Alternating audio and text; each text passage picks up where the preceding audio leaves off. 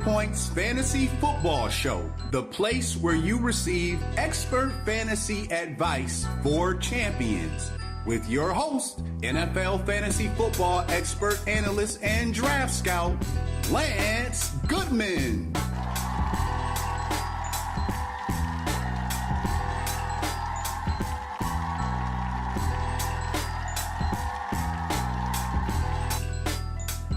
Hello, NFL football fans, fantasy football owners. Welcome back to the Extra Points Fantasy Football Show, the place where you get expert fantasy advice for champions. As always, I'm your host, NFL fantasy football expert, analyst, and draft scout, Lance Goodman. I've got a great and exciting show on tap for you today. We're going to be taking a look at our fourth updated rankings for the NFL fantasy football season.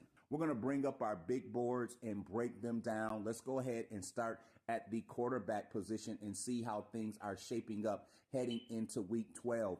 Trending right now as my latest top 10 options. You take a look at our board here. Josh Allen of the Buffalo Bills continues to show when he's on top of his game and at a peak performance level.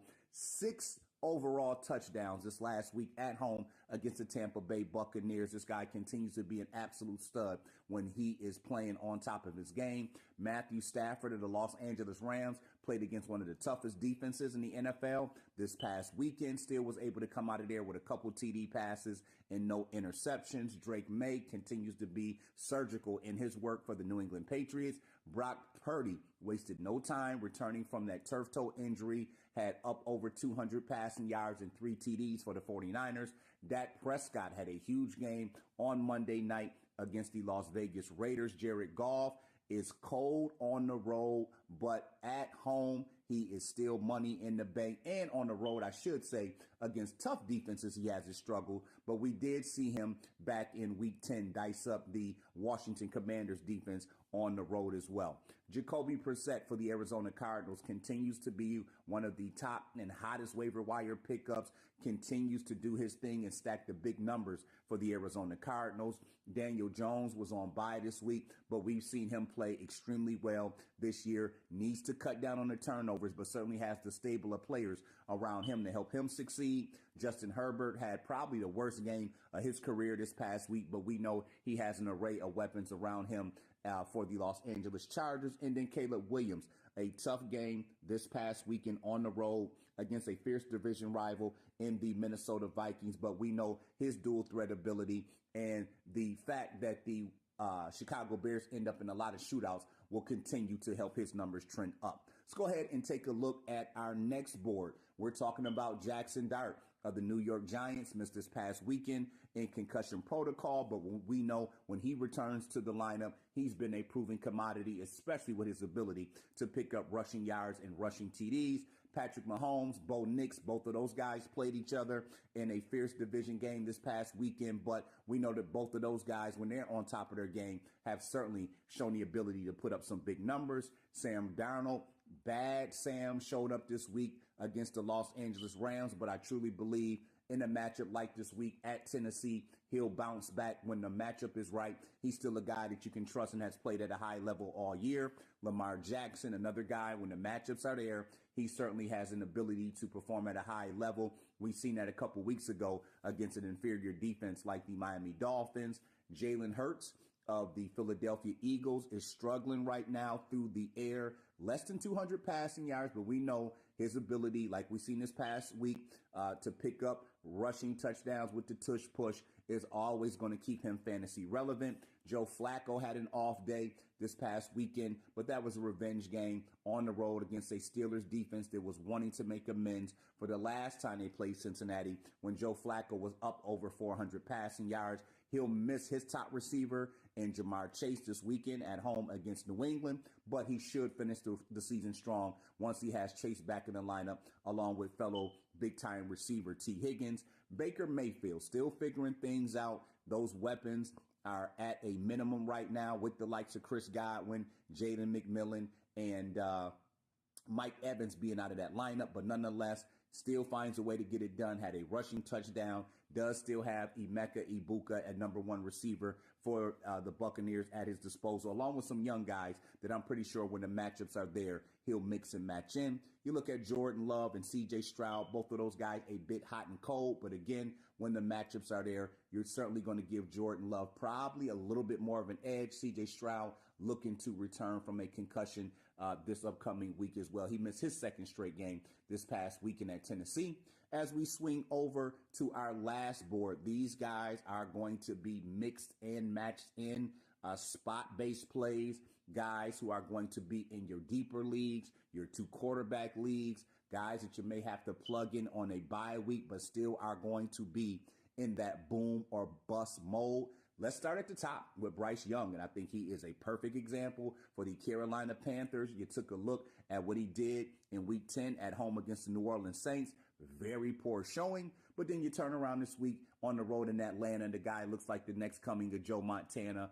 448 passing yards, a career record for him, 3 TDs, absolutely blew it up and put on a big performance. I'm not sure if a lot of fantasy football owners were able to take advantage of that matchup, but again, he's a guy like most of these quarterbacks on this list who are going to be either extremely hot or extremely cold. Hard to find middle ground for most of these guys. I think that certainly would hold true. You look at J.J. McCarthy of the Minnesota Vikings, struggling with accuracy, struggling with confidence. You hear the murmurs of discontent starting to grow in Minnesota, especially from star wide receiver Justin Jefferson. But I'd probably say if you look at the rest of the quarterbacks on this list, at least from a talent standpoint, he's got the most around him with Jefferson, with Jordan Addison, with T.J. Hockenson, with Aaron Jones. Speaking of Aarons, we've got Aaron Rodgers of the Pittsburgh Steelers. May miss some time, suffered a wrist injury that caused him to come out this past Sunday's game against the Cincinnati Bengals. So keep a close eye on that. Marcus Mariota likely going to be starting the rest of the year for the Commanders with their season being over. I don't think there's a need to bring back the starter in Jaden Daniels, Trevor Lawrence, Tua Tagovailoa, Geno Smith. All of those guys certainly fit the mold of being hot or cold. We've got some rookies in there. When you look at Tyler Shaw of the New Orleans Saints, Dylan Gabriel of the Cleveland Browns, Cam Ward of the Tennessee Titans.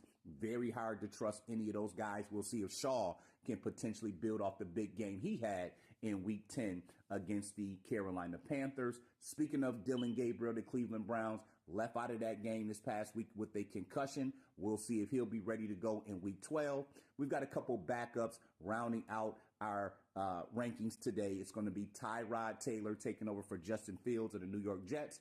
And unfortunately for the Atlanta Falcons, Michael Penix Jr. had a knee injury that ended his season, which is going to have veteran Kirk Cousins stepping back in for the Atlanta Falcons. All right, we're going to run to a quick commercial break. When we come back, we'll move over to the running back position. It's the Extra Points Fantasy Football Show.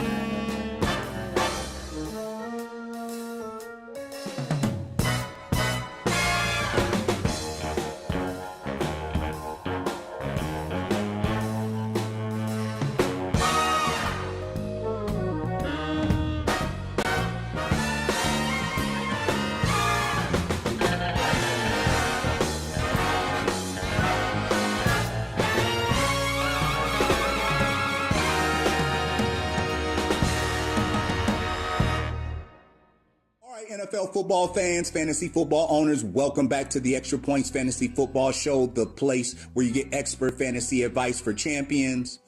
Let's go ahead now and shift our attention over to the running back position. And when we take a look at our big board and our top 10 trending prospects, we've got Jonathan Taylor of the Indianapolis Colts continuing to be on a historic mark. Jonathan Taylor absolutely killing it this year in fantasy football and well on his way to leading a ton of owners to a fantasy football championship. And right now, I think when you look at these top 4 running backs, if you by any chance have the combination of a Jonathan Taylor, Christian McCaffrey, Jahmyr Gibbs, or Devon Achane, you are in perfect position to be at least making a deep playoff run, especially if you have some of the right surrounding pieces at the quarterback and wide receiver position, or perhaps maybe even a couple other of these running backs that you have here on the list that you picked up off the waiver wire late in drafts that you are able to plug into your flex position. When we talk about TreVeyon Henderson of the New England Patriots, has really come on strong with the injury to Ramondre Stevenson, has gotten a full workload to himself. The last 2 weeks, 5 touchdowns alone. James Cook of the Buffalo Bills continues to be a main player in their offense. Kyren Williams certainly has a nose for the end zone for the Los Angeles Rams. Javonte Williams continues to get the full workload for that explosive and high-powered Dallas Cowboys offense. How about Rico Dowdell, one of our top waiver wire pickups the second half of the season, in full control of that Carolina backfield? And then Bijan Robinson had a big game in Week 11 against the Carolina Panthers, although in a losing effort. If there are any running backs on this list that I'm concerned about, it will be Bijan Robinson of the Falcons starting quarterback. Michael Penix Jr. gone for the season with the knee injury. Atlanta's top receiver and Drake London going to miss at least a week. So you know that defenses are going to make it their business to clamp down and highly focus on Bijan Robinson and stopping him. Let's go ahead and move now over to our next board of prospects. A lot of big names here. A lot of guys still making it happen. Derrick Henry of the Baltimore Ravens. It definitely is going to be a workhorse as the weather starts to move into winter for that Baltimore Ravens offense. Let's keep our eyes open out for Josh Jacobs, suffering a knee injury, not supposed to be serious. We'll find out later in the week exactly what his status is, but when we know he's healthy, one of the best in the business for the Green Bay Packers.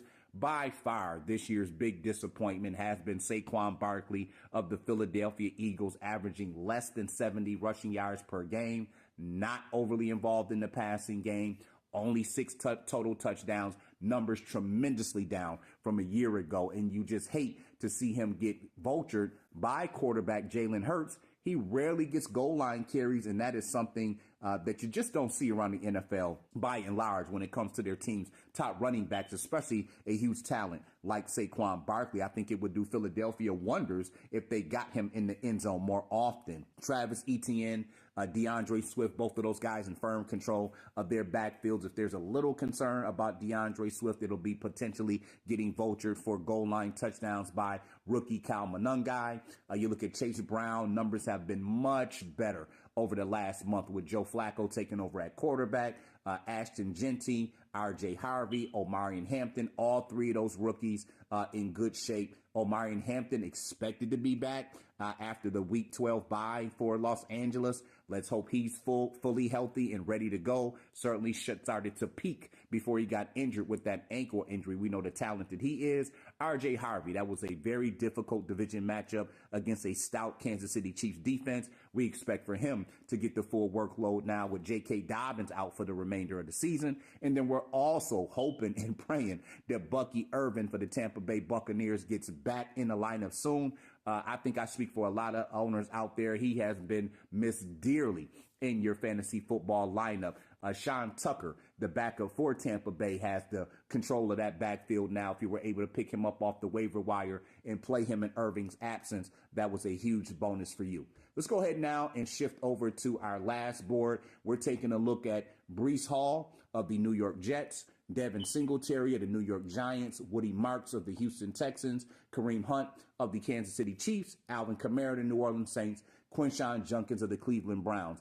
Those guys are getting the lion's share of the workload in those respective backfields, but there are other running back committees here on the page that have more talented players in a better position to succeed, but it's kind of hard to tell week to week which one of these guys is going to get the full workload. I think starting in Pittsburgh, Jaylen Warren, Kenneth Gainwell, you're starting to see a 50-50 split between those guys, and it makes it hard to trust Warren, but Gainwell has earned playing time and ended up with 2 touchdowns this past week against the Cincinnati Bengals. When you look at Seattle, We've been talking all year long about Kenneth Walker III, about Zach Charbonnet. Well, this past weekend, it was Walker III who got the bulk of the work. By far, looks like the more explosive and better running back was finally able to find the end zone. Hopefully that's a positive sign to continue to trend upward for fantasy football owners. You look out in Minnesota, Aaron Jones Sr. has now come back from that injury, has earned more playing time, still splitting that workload with Jordan Mason, about a 50-50 split. You look out in Arizona, you have Amari DeMarcado and Bam Knight splitting the work there.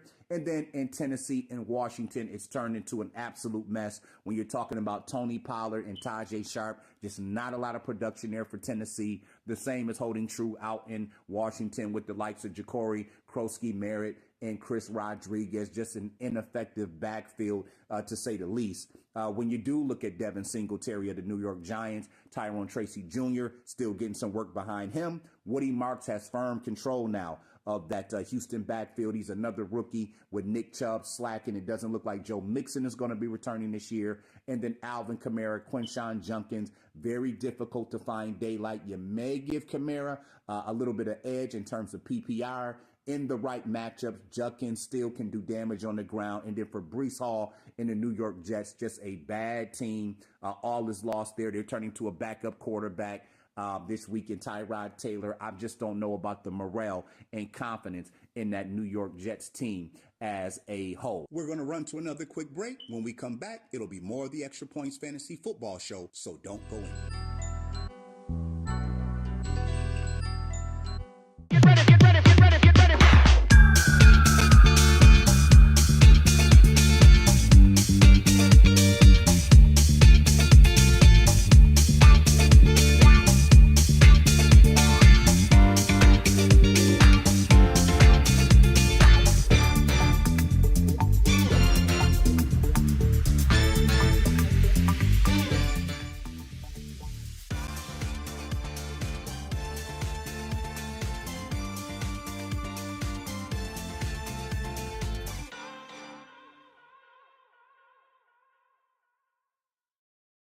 All right, NFL football fans, fantasy football owners, welcome back to the Extra Points Fantasy Football Show. Let's go ahead now and shift our attention over to the wide receiver rankings and see what pass catchers are pumping in the big numbers for your team so far. Taking a look at our big board here, our top 10 prospects trending heading into week 12. We got CeeDee Lamb of the Dallas Cowboys, found himself in the end zone yet again, continues to be one of the main apple of quarterback Dak Prescott's eyes. The other guy on this list, George Pickens, continues to be hot. Him and CeeDee Lamb, best wide receiver tandem in the NFL right now. Both of those guys you need in your lineup on a weekly basis. You take a look at Amon-Ra St. Brown, Puka Nacua, Jackson Smith-Njigba, Jamar Chase, Rashee Rice. All of those guys continue to be dominant number one receivers for their respective squads. Jackson Smith-Njigba has 700-yard receiving games. You look at Jamar Chase, unfortunately going to miss week 12 because of an incident on the field where he spit on defensive back from the Pittsburgh Steelers, Jalen Ramsey, but I'm pretty sure that'll get him motivated and have him finish out the season completely strong.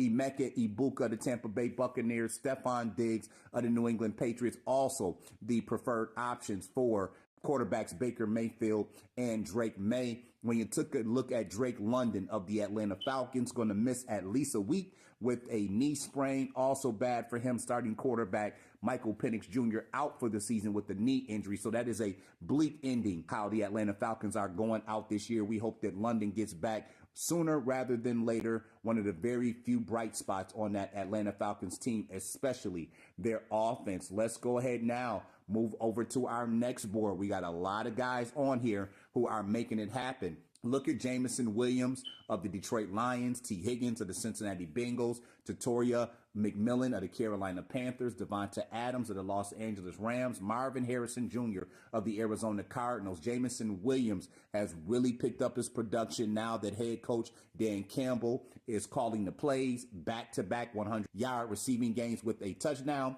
We know that T. Higgins, one of the top receivers in the NFL, I think right up there with George Pickens and CeeDee Lamb, coupled up with Jamar Chase in Cincinnati as the top wide receiver duos in the NFL. You look at rookie Ted McMillan for the Carolina Panthers, having a great rookie season, exactly what that Carolina passing game needed. Devonta Adams continues to be one of the elite wide receiver twos. I think you can probably put him and Puka Nacua right up there with Higgins and Chase, along with Lamb and Pickens for the top wide receiver duos in the NFL. We're wishing Marvin Harrison Jr. a speedy recovery back for the Arizona Cardinals. Had to miss last week's game with an injury. Troy Franklin, new to our list, but has become the preferred option and main guy for quarterback Bo Nix for the Denver Broncos. We know that Nico Collins, Michael Pittman Jr., Chris Olave, Ladd McConkey, all of those guys very trustworthy as the dominant number one receivers for their teams. If there are any guys, I wouldn't use the word worry, but we know that Michael Pittman Jr. probably has the most target share between those last four wide receivers I spoke about with Collins, Olave, and McConkey, because tight end Tyler Warren, wide receiver Alec Pierce, those guys merit targets. Quarterback Daniel Jones spreads the football around a lot. I think to a certain degree the same can hold true in Los Angeles for Ladd McConkey. We still know that Keenan Allen, Quentin Johnston, and a young rookie tight end Oronde Gasson II also merit targets. But these top 20 guys that I just went through, extreme confidence, and these are the guys who are going to be making it happen coming down the stretch run. Let's now move over to board 3. Still a lot of name power here, but the production is more up and down. When you talk about Devonta Smith, A.J. Brown, you'd assume, based on talent, that those guys will be right up there as the top wide receiver duos. And I think if given the right opportunity, that could be the case. But right now, a bit too inconsistent. And Devonta Smith has really been the better play, although we did see wide receiver A.J. Brown get a season high in targets this past week after talking to ownership. So maybe things will change for the better for him. But quarterback Jalen Hurts not even averaging 200 passing yards a game. Those guys have become hard to trust. You look at Jawan Jennings, Jalen Waddle, Khalil Shakir, Zay Flowers, Justin Jefferson, Rome Odunze. All of those guys are the preferred and number one option for their respective teams. I think if you're going to look at the guy who has potentially the most upside, it could be Jawan Jennings. Now that quarterback Brock Purdy is back there, we also know that Jalen Waddle is the last man standing out in Miami for quarterback Tua Tagovailoa. And we do know at the wide receiver position, Zay Flowers is definitely the main guy for quarterback Lamar Jackson. I think when you look at Rome Odunze, you look at Justin Jefferson, numbers can fluctuate a little bit. Poor quarterback play there for Justin Jefferson in Minnesota. And when it comes to Rome Odunze, the Chicago Bears are another team where quarterback Caleb Williams spreads the football around a lot. The number 2 receivers for both of those teams, when you talk about DJ Moore and Jordan Addison, by far your preferred option is Jordan Addison. I'm not even sure if DJ Moore is playable in your lineups anymore. And then when we come over to our last board, rounding out our top 40 plus one, you take a look at DK Metcalf, Brian Thomas Jr., Cortland Sutton, Quentin Johnston, Deebo Samuel, Mac Hollins, Trey Tucker. Those guys are still getting a lot of targets, but those numbers are fluctuating up and down. I think you look at DK Metcalf, defenses definitely look to take him away, really with no other threats out there in Pittsburgh. There likely will be a quarterback change with Aaron Rodgers missing a little bit of time with that wrist injury. So we'll see how that shakes out. When you look at Alec Pierce, has definitely established himself as that number 2 receiver in Indianapolis next to Michael Pittman Jr.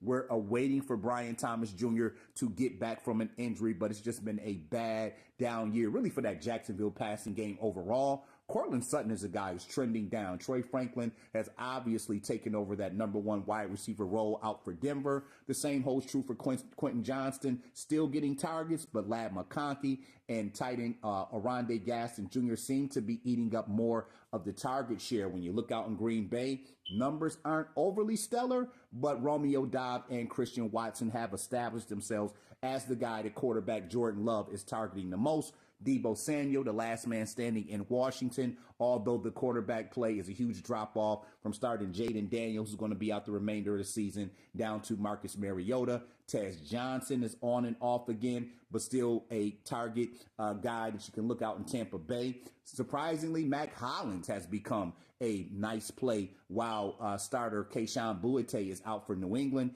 And then Trey Tucker, after the trade of Jacoby Myers over to the Jacksonville Jaguars, is the guy who is going to be getting the most targets there. All right, that is going to wrap up our show for today. Please make sure to check out our social media pages, to check out our tight end rankings, and also to stay up with me on Facebook, Twitter, and Instagram. I drop tons of great content and information all over the internet. It's going to wrap up today's show. You know what it is, the Extra Points Fantasy Football Show, the place where you get expert fantasy advice for champions. I'll see you guys next week. Let's go.